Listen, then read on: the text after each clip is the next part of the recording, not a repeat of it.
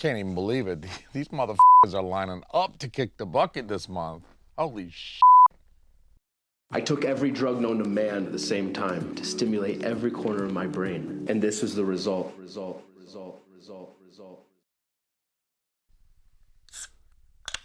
What's good, nerds? How's everybody doing? Hope everybody's well. Welcome to the Movie Mass. I am your brother, His Holiness, the Movie Monk, Lord J, Bishop of Bull Moose. You know, I'm out here. It's been a rough August if you're a fan of living actors. I mean, a lot of my favorites like Cary Grant, Jimmy Stewart, a lot of them have already passed over. But if you're a fan of having your actors alive, August has not been a very kind month to you. I wasn't going to do another video like this. I'm sorry, Tim Curry, but I wanted to do a video for you, and then I saw how shitty my Dolly video was doing. Whew. Kicked my views dick in the dirt, that video did. So I thought, maybe nobody wants to see me talk about celebrities that aren't even really cold yet. But, you know, then the hits just kept coming. And I mean, like the mob style, kind of like, you know, late to your own funeral, kind of, you know, right before you shoot stacks kind of hits. It's been a tough month. In fact, it's just been 10 days. In 10 days, we've lost 4 fairly big celebrities, very notable celebrities, people that, well, maybe with the exception of Peter Cullen, that my grandmother, if she were still alive, would have recognized these names. We started by losing Hayden Panettiere. Her last name is that Italian bread you eat at Christmas. Panettiere, I don't know. She's some kind of Italian, I guess. Anyway, she passed on August the 16th. As I record this, that was a mere 10 days ago, y'all. Not even 2 weeks. I mean, her fans are still deep in mourning. They're still awash with grief. I don't have anything against Hayden Panettiere, but in reviewing her work, I really am not very familiar with anything that she's done. Like, I know who she is.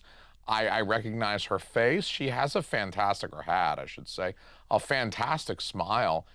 I just didn't watch much of her work, and yet I do consider her death a tragedy. She died at 36. So I think that of all of the folks that we've lost over the past 10 days, that I think her death is the most tragic simply because she was so well under the average lifespan for, you know, a female in the United States in 2026. She really should have gone at least twice as long.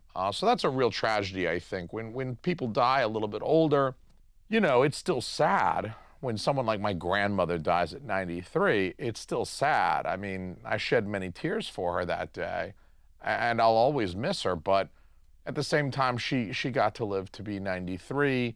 She spent many good years with her kids, her grandkids. She got to meet most of her great-grandkids. So the thing is, a life well lived. You can be sad when someone passes, but you can be happy because you got to spend so much time with them. You get to interact with them so much, and you got good memories to hold near and dear to your heart.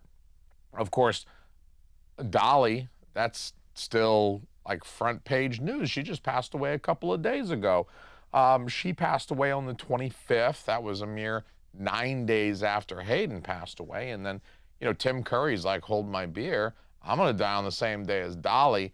And his family, I think, waited a day to announce that he had passed because, you know, they didn't want to step on Dolly's toes, or in this case, have Dolly step on Tim Curry's toes, because Dolly was a big deal.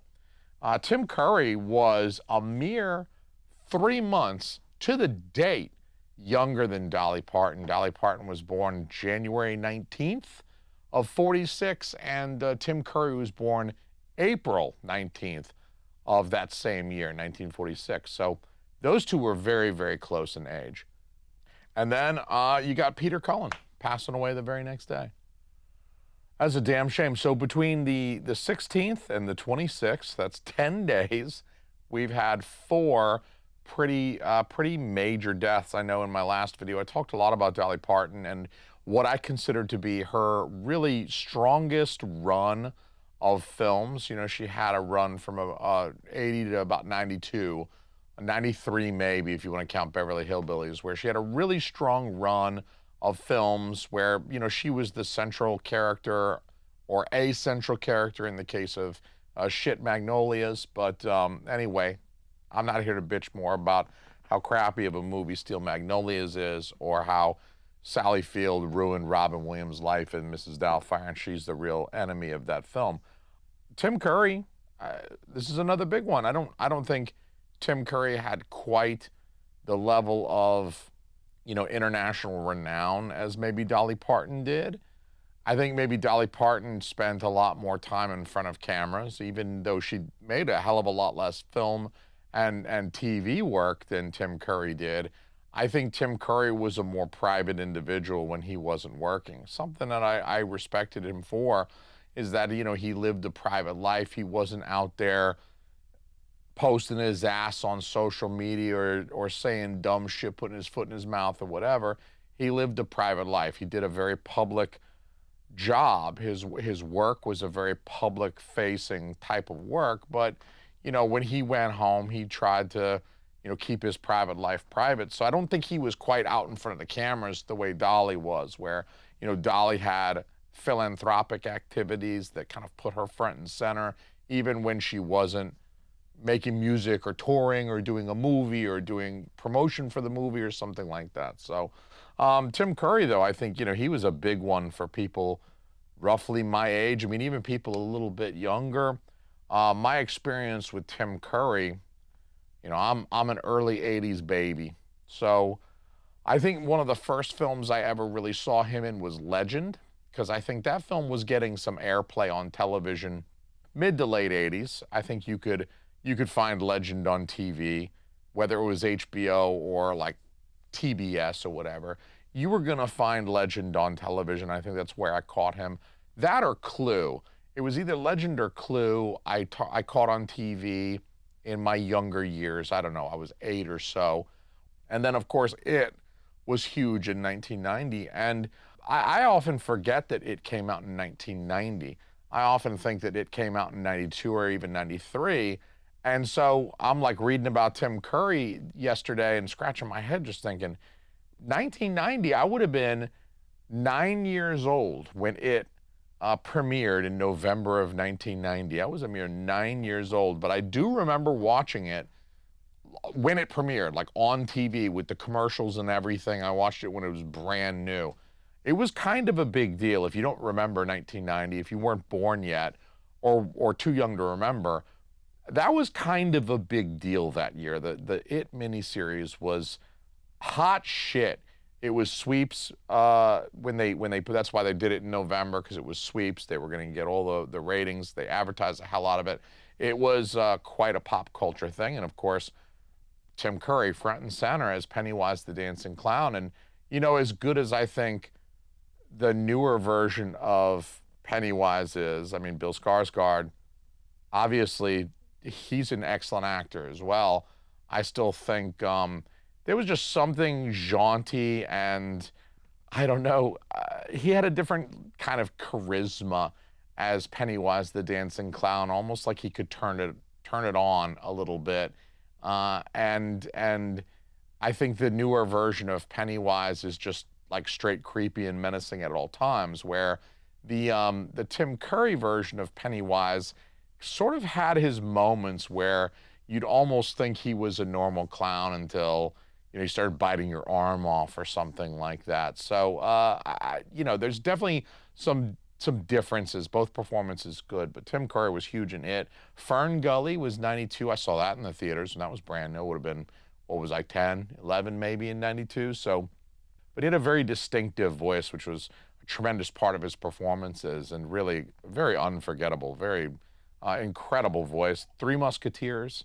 I saw that one in the theaters as well. That came out right around the same time as Fern Gully. So this is just kind of the order in which I experienced Tim Curry's performances. The Hunt for Red October I probably also saw somewhere there in the early 90s when it was on HBO or something. My dad's a huge fan of the Jack Ryan movies, so, at some point when I was like 10 or 11, he's like, we're watching this fucking movie, sit down and watch this shit, Hunt for Red October, it's baller. Then it wasn't probably till I was, I don't know, I'm probably middle school age, 13, 14, 15, that I discovered the Rocky Horror Picture Show and all the weirdness that goes along with that. Not my favorite. I mean, I'll recognize Tim Curry's work as being kind of standout, maybe even landmark for that time, but not my favorite, not my favorite of his works, but definitely worth seeing for the historicity of it. But I did not buy the 4K Steelbook of Rocky Horror Picture Show that came out recently because I don't want to do the time warp again, right?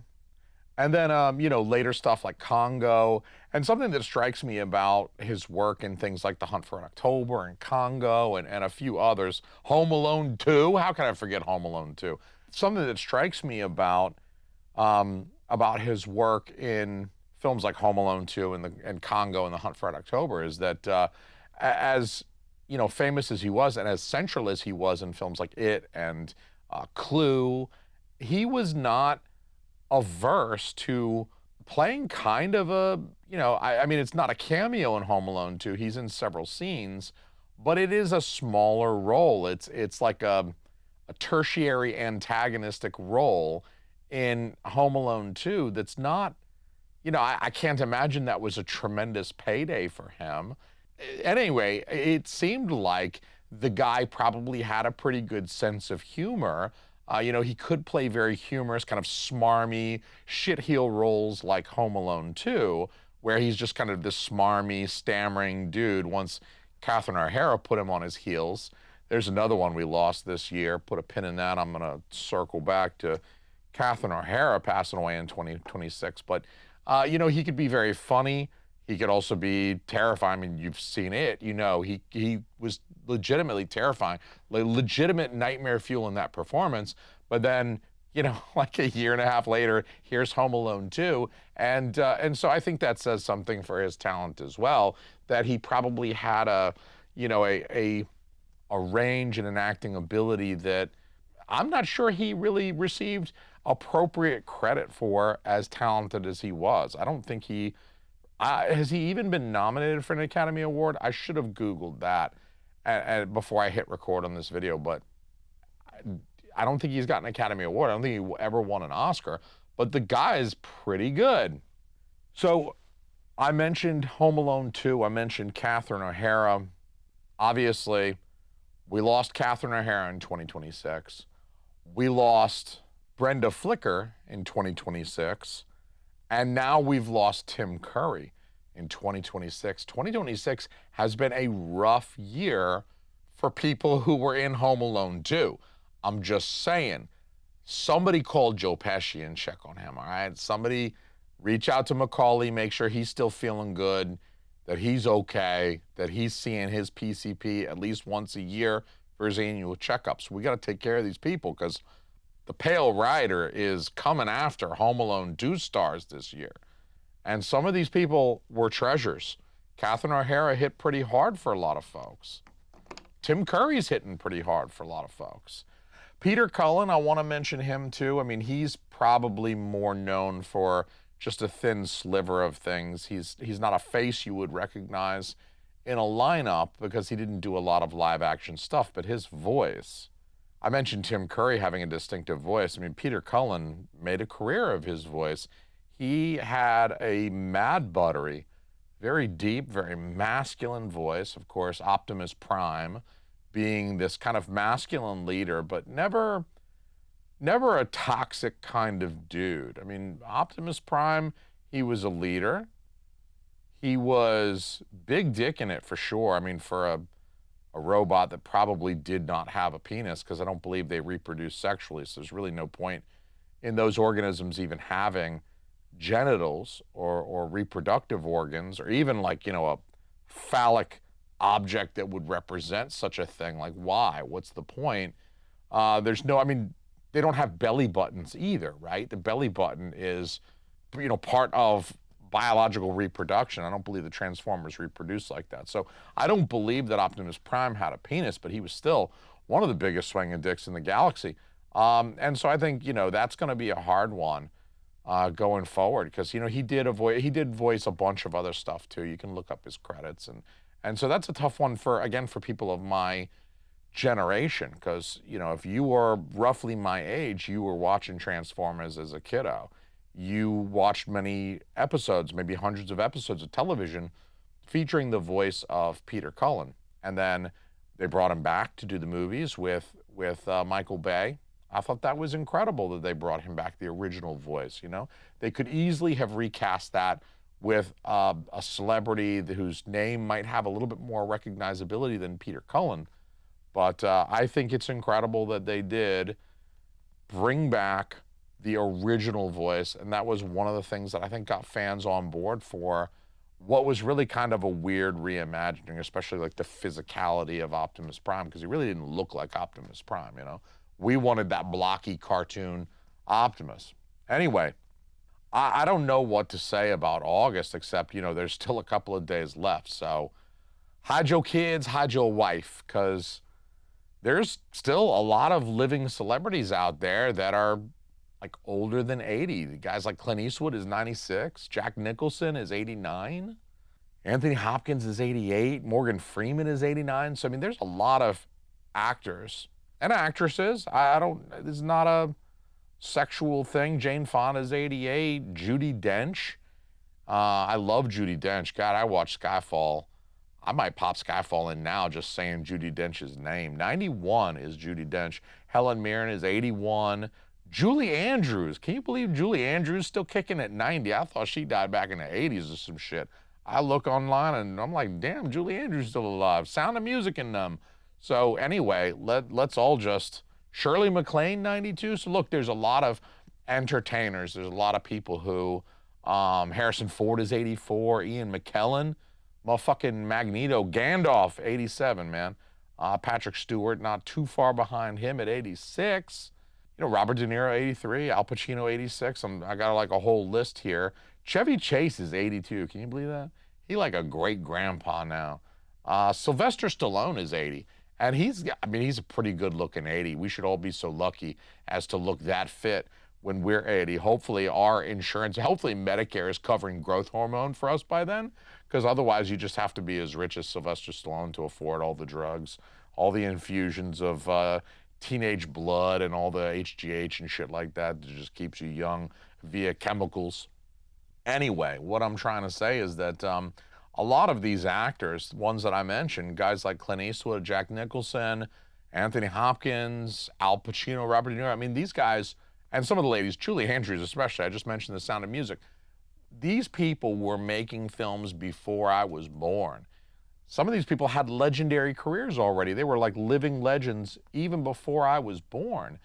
And these people, celebrities especially, actors, people who are very recognizable, who've made incredible contributions to entertainment, it's hard not to think of these people as kind of permanent, as everlasting in some way. Because you can always pop in a movie. You can always, Lord knows I got plenty of them. I can pop them in and watch them. And whether or not the actor is living, I mean, I still enjoy my Cary Grant films, and he died when I was 5 or something. So it's not to say that you won't enjoy Dolly Parton's work or Tim Curry's work. We'll all continue to enjoy this stuff. But it is to say that it does feel a little bit weird when somebody who's been kind of a fixture of the entertainment aspect of your life, at least, passes away. And it's still kind of like, whoa, it's a reminder of the mortality of all of us, our heroes, everybody that we've ever admired or has ever produced good work that we've enjoyed and appreciated. There comes a time for us all. Play a game of chess with death. A pale rider will come to pick us all up, And it's a damn shame. I hope we can get through the next couple of days of August without losing somebody, but hey, go get some 40s of Colt 45 or Old English or some kind of malt liquor. We're going to pour some shit out for the fallen homeboys, and I'm about to go pop in.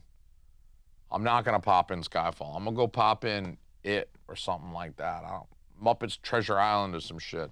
Where's my 4K steelbook of Muppet's Treasure Island? Shit. Maybe I'll pop in a Transformers movie or some shit. I gotta watch Optimus Prime die. I'm gonna be shedding real tears for Peter Cullen anyway. I drink this in their honor. If you're on this list, one of the real OGs, I drink it in your honor as well. I'm gonna drop acid in Dolly Parton's honor. That's what I'm gonna do tonight. I'll catch you guys on the next video. Peace, y'all. I'm out. You are physically repulsive, intellectually retarded, you're morally reprehensible, vulgar, insensitive, selfish, stupid. Share. Share is 80. Don't go towards the light, share. Only called me retarded 800 times. I love you. Peace. Wear your seatbelts. Peace.